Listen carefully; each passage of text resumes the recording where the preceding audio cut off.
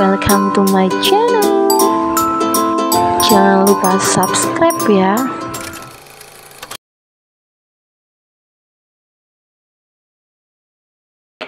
Flo menghubungi security kosan untuk menanyakan keberadaan Brian. Kata orang itu Brian masih berada di kamarnya, padahal hari sudah sore. Akhirnya Flo memilih untuk tetap di rumah sang kakak lebih dulu. Verlin baru saja memandikan Arvin. Evan dan Flo sedang mengobrol di ruang keluarga. "Selama ini kamu di mana, Flo?" tanya Evan, bertanya sebagai seorang kakak. "Adalah kak, aku ngekos selama 2 bulan terakhir ini. Ya, berbekal tabungan yang gak seberapa. Begitu pergi, aku nyari kosan, terus nyari kerja. Dapet dong, di kafe. Mau gimana lagi? Aku cocoknya di bidang itu. Jadi pekerja kantoran gak cocok." Mereka juga sambil menikmati pisang goreng buatan Verlin. Setelah bermaaf-maafan dengan mantan madunya, Verlin jadi merasa lebih baik. Tidak ada salahnya memberikan kesempatan kedua untuk Flo. Dengan begitu ia jadi benar-benar memiliki saudara ipar. Bukan lagi ipar jadi jadian seperti dulu. "Asal kamunya nyaman. Kerjanya gimana? Maksudku waktunya. Pulang malam terus berarti?" "Iya kak. Jam 12 baru pulang. Ya mau nggak mau, pakai taksi online. Cuma kalau hujan aja yang bingung. Jarang banget ada taksi yang nerima orderan." Evan merasa kasihan juga pada sang adik. Dia wanita, tapi harus berjuang sendiri di luaran sana. Dan itu malam hari, hampir dini hari. Namun Evan juga tidak ingin menaruh perhatian berlebih untuk Flo. Ia takut terjadi perang dunia lagi dengan sang istri. "Kamu gak ingin menemui Dava sama Vivi?"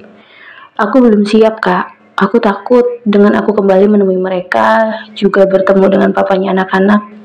Aku takut hati dan pikiranku kembali terganggu. Aku masih rutin melakukan konsultasi, masih minum obat juga. Jadi aku butuh banget ketenangan." Evan sangat memahami keadaan Flo. Karena itulah ia tidak mau bertanya lebih jauh lagi. Biarlah wanita itu melakukan apa saja yang sekiranya baik untuk semuanya. "Papa, Tante, Arvin udah wangi dong." Verlin muncul dengan menggendong sang putra. Bayi berusia beberapa bulan itu sudah mandi. Wajahnya sudah penuh oleh bedak. Tubuhnya pun sudah wangi khas bayi.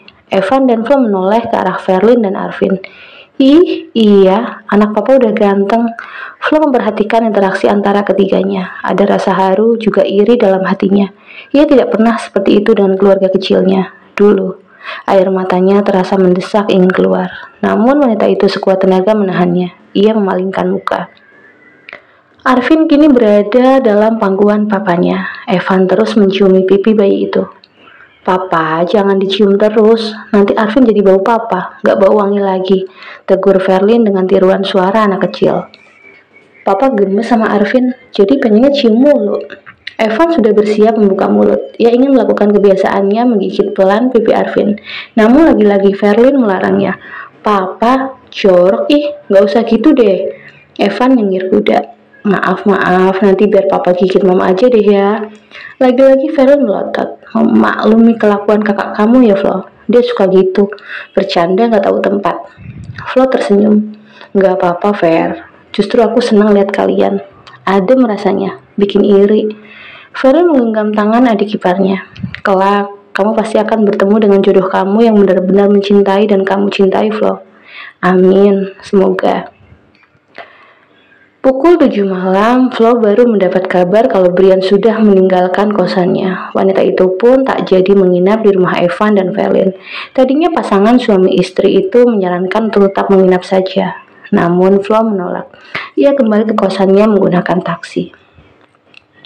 Sampai di depan kosan, ia membayar taksi kemudian turun. Flo menemui security untuk mengambil kunci dan mengucapkan terima kasih. Setelah itu, ia buru-buru naik ke kamarnya. Masuk ke kamar, Flo dikejutkan dengan beberapa menu makanan yang sudah terhidang di meja. Tentu saja, menu makanan sehat, bukan makanan cepat saji seperti yang biasa Flo konsumsi. Di tengah makanan itu, ia menemukan sebuah pesan di kertas. "Aku tahu kamu sedang menghindariku. Semoga saja setelah mendengar aku pergi, kamu segera pulang dan bisa makan makanan ini. Aku yang masak. Di kulkas juga sudah aku belikan buah-buahan dan sayur. Ubahlah pola makan kamu. Kurangi makanan instan. Sayangi tubuh kamu. kalau kamu tidak mau menyayangi orang lain. Flo mematung di tempatnya. Andai saja Brian bukan pria beristri, pasti Flo bisa mencoba membuka hati. Sayangnya pria itu sudah memiliki dan menjadi milik orang lain.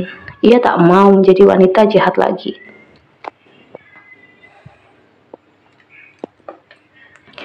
Brian kembali ke kosan Flo. Rupanya tadi ia sengaja keluar dari area itu untuk mengamati dari kejauhan. Begitu melihat Flo pulang, pria itu langsung kembali. Sesampainya di kosan, Brian menyapa security. Tentu saja petugas keamanan itu terkejut. Mengapa pria yang statusnya sebagai tamu itu harus kembali lagi? Namun dia bisa apa? Selain membiarkan Brian kembali naik ke kamar Flo. Di depan kamar Flo, Brian langsung mengetuknya. Tak berselang lama, pintu terbuka. Wanita itu ingin menutup pintu kembali, tetapi Brian menahannya. Saya capek, Pak. Mau istirahat, ucap Flo dengan tegas. Ya situ istirahat. Aku hanya ingin menumpang makan, itu saja. Tadi aku sudah mau pulang, tapi di jalan perutku keloncongan. Mau beli makanan, takutnya malam ini kamu gak pulang. Nanti masakanku mubazir. Ya sudah, sana bungkus saja semua. Bapak makan di rumah bareng istri Bapak. Enak saja, orang saya masak buat kamu. Kalau istri saya sih udah ada yang masakin. Brian nyelonong masuk saja ke kamar Flo. Ia mengambil piring juga sendok dan garpu. Masing-masing 2. Satu untuk dirinya dan satunya lagi untuk Flo. Ia mengambilkan nasi juga lauk ke piring, lalu menyodorkannya pada Flo yang masih berdiri di samping meja. Nih, buat kamu. Habiskan. Saya sudah makan. Ya mungkin sudah. Tapi masa iya kamu gak mau menghargai bos kamu yang sudah menyempatkan diri buat masak? Udah, sini duduk. Buruan makan dan habiskan. Setelah memastikan kamu makan sampai habis, saya janji, saya akan pulang. Akhirnya Flo menurut. Ia duduk di sofa di sebelah Brian. Wanita itu menyuap nasi ke mulutnya. Matanya tiba-tiba terasa panas. Ia memalingkan wajah. Brian yang menyadari itu langsung berhenti dari aktivitasnya menyuap nasi. Kamu kenapa? Tanyanya. Berhenti memberikan perhatian kepada saya. Saya tidak pantas mendapatkannya. Bapak juga tidak pantas melakukannya. Seharusnya Bapak lakukan ini pada istri Bapak, bukan pada saya. Ayolah Flo, harus bagaimana lagi aku jelaskan. Aku tidak mencintai istriku. Aku mencintai kamu. Kalau kamu mau pun, aku akan menikahi kamu sekarang juga. Menjadikanku istri simpanan. Kemudian menjadikan orang-orang memandangku rendah karena tak lebih dari wanita perusak rumah tangga orang. Rumah tangga siapa? Rumah tanggaku sudah rusak, bahkan sejak di hari pertama kami menikah. Atau, apa kamu mau menunggu? Aku akan menceraikan istriku. Setelah itu, aku akan menikahimu. Kalau kamu takut jadi omongan orang, kita bisa pergi yang jauh dari sini, keluar kota, atau bahkan keluar negeri. Flo menggeleng lemah. Sungguh, ia tidak ingin melakukannya. Ya sudah, kamu makan saja. Aku akan pulang setelah ini. Brian pulang ke rumahnya. Priscil menyambutnya. Biasanya wanita itu sangat cuek. Namun kali ini ia sudah bertekad memperbaiki hubungan. Apapun cara akan ia lakukan. Pria itu masuk rumah. Hai, dari mana saja seharian ini? Kamu tidur di mana? Tanya perempuan itu lembut. Bukan urusan kamu. Menyewa hotel pun aku pakai uang sendiri. Oke, sudah makan malam? Kalau belum, ayo makan malam. Aku menunggumu untuk makan bersama. Maaf, aku sudah makan malam tadi. Kita memiliki perut masing-masing, jadi tidak harus menunggu perut orang lain lapar kan? Efek Flo yang selalu menolaknya dengan alasan status Brian yang sudah menjadi suami Priscil membuat pria itu semakin tidak bisa menjaga sikap di depan sang istri. Rasanya ia ingin menyalahkannya. Kalau bukan karena status sialan itu, Flo pasti sudah menerimanya. Baiklah, oh ya, aku sudah memindahkan barang-barang ke kamar kamu. Aku sudah putuskan, mulai malam ini aku akan tidur satu kamar denganmu. Brian mengernyitkan dahi. Apa? Tidur satu kamar? Kamu lupa perjanjian kita? Aku tidak lupa, tapi aku sudah putuskan. Mulai malam ini, aku benar-benar ingin menjadi istri kamu. Aku ingin kita memulainya. Lupakan perjanjian kita. Aku siap melakukan apa saja sebagai istri kamu. Jangan gila kamu, Sil. Kita tidak saling mencintai. Bagaimana mungkin kita bisa memulai semuanya dari awal? Kita tidak saling mencintai karena kita tidak mau membuka hati, selalu menutup diri satu sama lain. Padahal, kalau kita bisa melakukan tugas dan kewajiban kita sebagai suami istri, lambat laun pasti cinta itu ada. Bullshit. Aku juga ingin punya anak dari kamu, sekalipun kita belum pernah mencoba. Apa salahnya kita mencobanya? Paling tidak sampai aku hamil. Aku ingin membahagiakan mama. Jangan mengada-ngada. Aku ingin kita jalin semuanya seperti biasa. Jangan aneh-aneh. Brian meninggalkan Priscil yang diam di tempatnya. Perempuan itu kesal, namun sebisa mungkin menahannya. Ia tahu suaminya sedang tertarik dengan wanita lain. Karena itulah ia merasa tidak rela. Selama ini ia diam, karena ia pikir tidak ada yang dipikirkan suaminya selain pekerjaan. Namun ternyata ia salah. Sang suami sedang tergila-gila pada pegawai barunya. Masuk ke kamar, Brian langsung membersihkan diri, mencuci tubuhnya dari ujung rambut sampai ujung kaki. Setelah membilasnya dan dirasa bersih, ia mengeringkannya. Dengan handuk melingkar di pinggangnya, pria itu keluar dari kamar mandi. Ia terkejut begitu melihat Priscil sudah duduk di ranjangnya.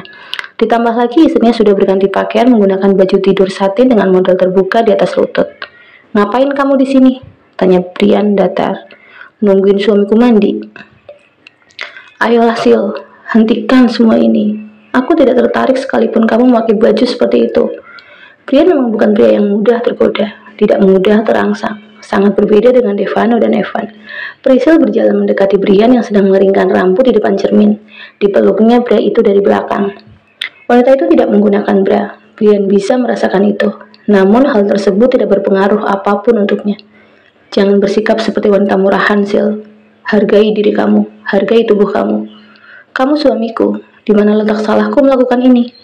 Salah, karena kita tidak saling mencintai. Dan aku hanya mau melakukannya dengan wanita yang aku cintai. Kalaupun wanita yang aku cintai tidak mencintaiku, aku tidak akan memaksanya, karena aku menghargainya. Kalimat yang keluar dari bibir Brian begitu menusuk. Apa tidak bisa pria itu bersikap lembut pada wanita yang sedang mematung di belakang tubuh pria itu? Setidaknya jangan membuatnya tersinggung. Kembalilah ke kamar kamu. Aku tidak melarang kamu berhubungan dengan pria lain. Bahkan kalau kamu sudah menemukannya dan ingin menikah dengannya, aku tidak akan berpikir dua kali untuk menceraikanmu. Jadi simpan kesucian kamu untuk pria yang benar-benar mencintai kamu. Dan itu bukan aku. Setelah berkata demikian, Brian mengambil baju di lemari, lalu membawanya ke kamar mandi untuk memakainya. Priscil masih diam di tempatnya berdiri. Tidak adakah harapan untuk dirinya, meskipun itu hanya sedikit saja.